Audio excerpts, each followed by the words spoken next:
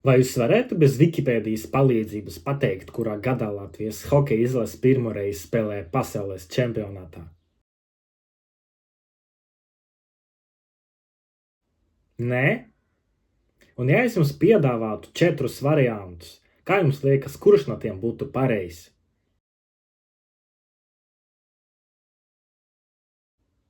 Ja arī tagad nevarēja to izdarīt, tad nav pamata uztraukties, jo vismaz pēc šī video noskatīšanās jūs noteikti zināsiet, kurā gada Latvijas hokeja izlase pirmoreiz spēlēja pasaules čempionātā.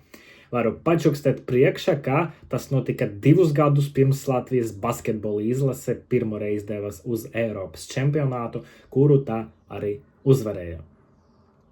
Tātad jā, pareiza atbilde ir 1933. gads. Tieši pirms 91 gada Latvijas hokeja izlase debitēja pasaules čempionātos. Tie ir hokeja stāsti, sekojiet mūsu kanālam YouTube vietnē, lieciet laikus, rakstiet komentārus, kā arī padalieties ar šo video ar saviem draugiem, lai arī viņi nepalaistu garām šo hokeja stāstu. Bet mēs sākam!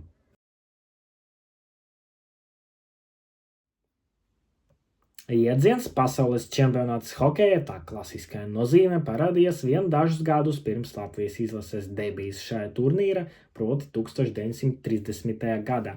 Bet tas nebija pirmais izlases turnīrs, jo jau 20 gadus pirms tam, 1910. gadā, Šveicē norisinājās sacensības, ko mēdz devēt par pirmo Eiropas čempionātu.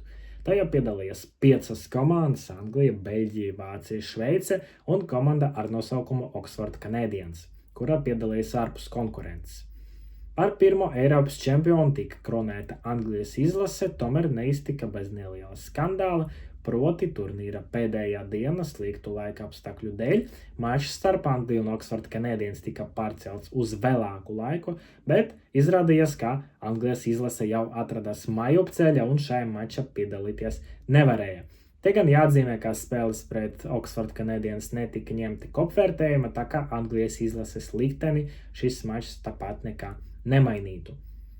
Šādi čempionāti norisinājās līdz 1914. gadam, kad Eiropā sākas karš, bet arī jāatzīmē, ka 1912. gada čempionāta rezultāti vēlāk tika anulēti visai amizanta iemesla dēļ, proti viena no 3 komandām, kura tajā piedalījās, bija Austrija, bet izrādījās, ka Austrija vēl nebija IHF dalībniece, līdz ar to tai nebija tiesību piedalīties šajā turnīrā.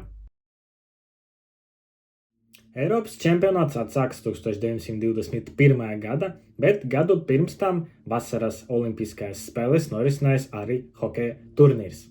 Jā, tieši tā jūs nepaklausījāties, jo debiju olimpiskās spēles hokejs piedzīvoja kā vasaras sporta veids. Tā bija tāda pirmā un arī pēdējā reize. Te gan jāpiemina, ka tas nosaukums vasaras ir diezgan simbolisks, jo patiesībā tās spēles norisinājās pavasarī, aprīļa beigās. 7 komandu konkurence atkal triumfēja kanādieši, šoreiz tā bija komanda Winnipegas Falcons, tie bija amatieri, kuriem tas netraucēja finālā ar rezultātu 12-1 pieveikt Zviedriju. Tikmēr 1930. gadu var saukt par revolucionāru, jo, kā jau minēju, šajā gadā notika pirmais neatkarīgais pasaules hokeja čempionāts. Tas nozīmē, ka tas nenorisinājās Olimpisko spēļu ietvaros. Tajā piedalījās jau 10 komandas, tas bija Kanāda, Vācija, Šveice, Austrija, Polija, Francija, Ungārija, Čehoslovākija, Japāna, Lielbritānija, Itālija un Beļģija. Arī šoreiz zeltu izcīnīja Kanāda, kura finālā ar rezultātu 6-1 sagrāva Vāciju. Ja mēs runājam par Latviju, tad mūsu valstī visai nozīmīgs ir 1931. gads, un tam ir 2 iemesli.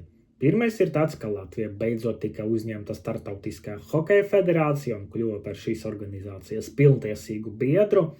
Savukārt, otrais iemesls ir tāds, ka tika aizvadīts pirmais Latvijas čempionāts hokejā. Tajā piedalījās 9 komandas, no tam 6 pārstāvēja Rīgu un 3 pārstāvēja Liepāju. Tas komandas spēlēja savu pilsētu ietvaros, un čempionāta beigas spēcīgāka komanda no katras pilsētas iekļuva finālā. Tādā veidā par pirmo Latvijas čempionu tika kronēta Rīgas Unions komanda.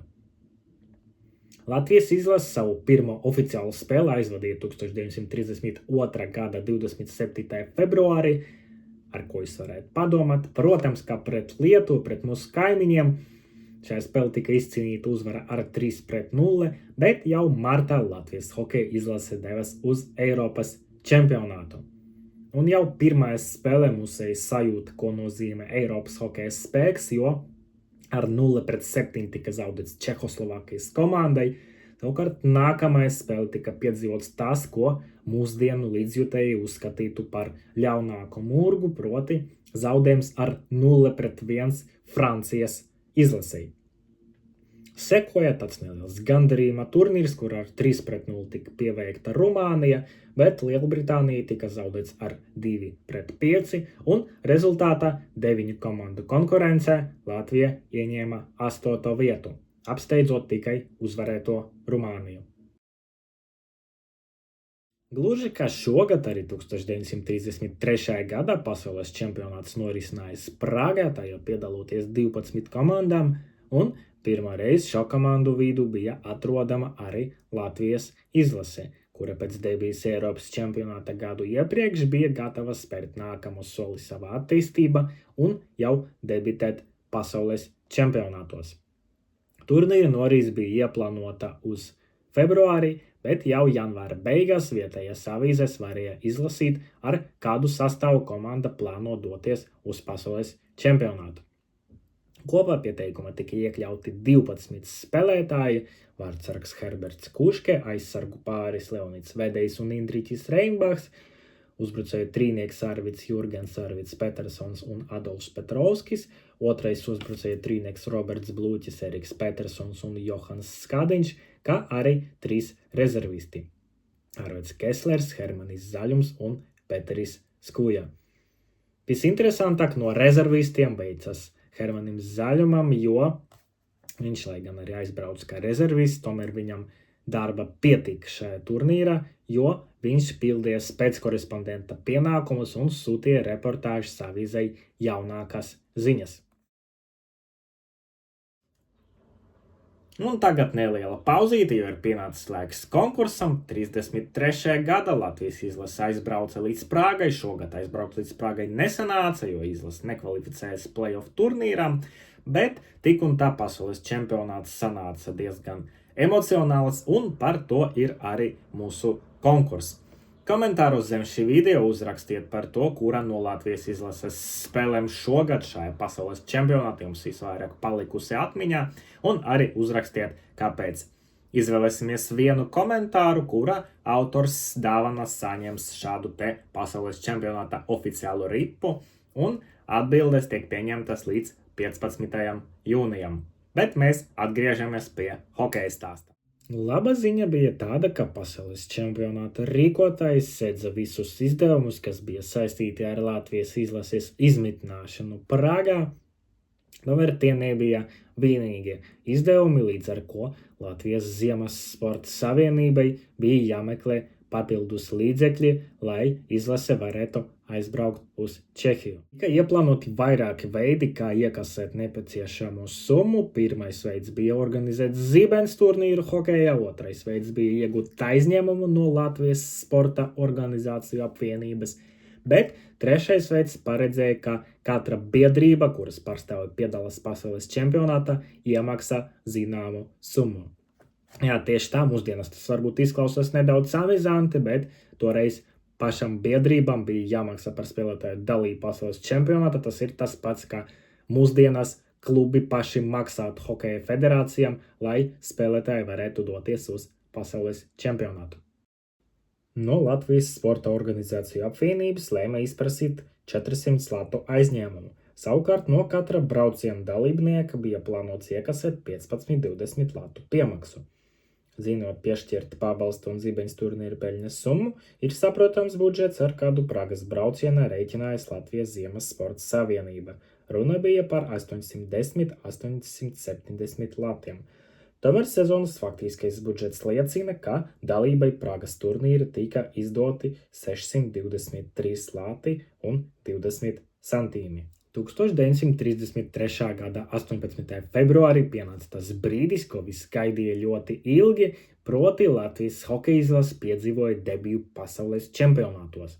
Musēji debitēja ar maču pret Šveici 5000 skatītāju klātbūtnē, bet diemžēl izrādījās, ka vismaz pagaidām Latvija nav gatava konkurēt ar Šveici, jo jau 2. minūte tika ielaisti pirmie vārti, pēc 8 nospēlētajām minūtēm rezultāts bija jau 0-3, pēc tam 0-5, un tieši pie šī rezultāta tika gūti vienīgie tas sauktie goda vārti, kurus guva Adolfs Petrovskis, un mačs noslēdzas ar rezultātu 1-5.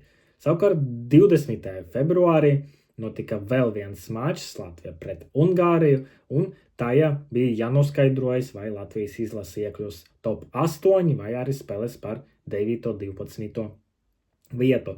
Diemžēl vēl viens mačs, kur rezultāts mūsdienas laikam tiktu uzskatīts par jebkura hokeja fanu ļaunāko murgu, jo Latvija zaudēja Ungārijai 0-3. Tas nozīmē, ka komanda spēlēs par zemākajām vietām.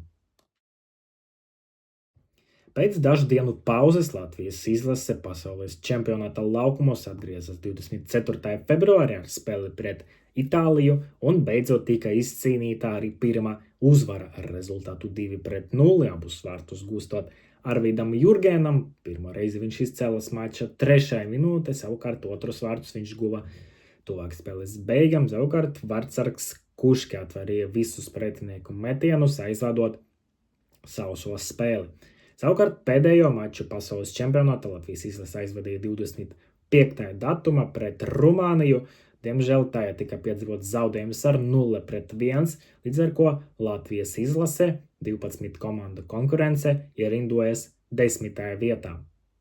Kad mūsdienas Latvijas hokeja izlase izcīna 10. vietu pasaules čempionātā, ir diezgan daudz neapmierinātu līdzjutēju žurnālistu, bet identiska situācija bija arī 1933. gadā, kad Latvijas izlase presē diezgan nežēlīgi kritizē gan par sniegumu, gan arī par rezultātu. Tā saskaņa un sajūsma, kāda bija 32. gada Berlīnē Eiropas čempionātā, Praga šogad nebija saskatāma. Vienība nesaskaņas un saruktinājumu izsauca atsevišķu spēlētāju it kā sevis nostādīšanas speciālistu lomā ledus hokeja spēle, un arī vienības pārstāvji varētu teikt nemakulīga rīcība vienības sastādīšana. Skaidrs, ka pēc neveiksmīgiem čempionātiem tiek meklēti vaininieki, un arī pēc pirmā Latvijas pasaules čempionāta daudz tika rakstīts par spēlētājiem, un īpaši nežēlīga prese bija pret aizsargu Kessleru. Tāpat nesaprotam bija tās, ka aizsargos vedēja vieta tika nozīmēts Kesslers, kas jau Rīga demonstrēja savu nevarību noturēties uz slīdām.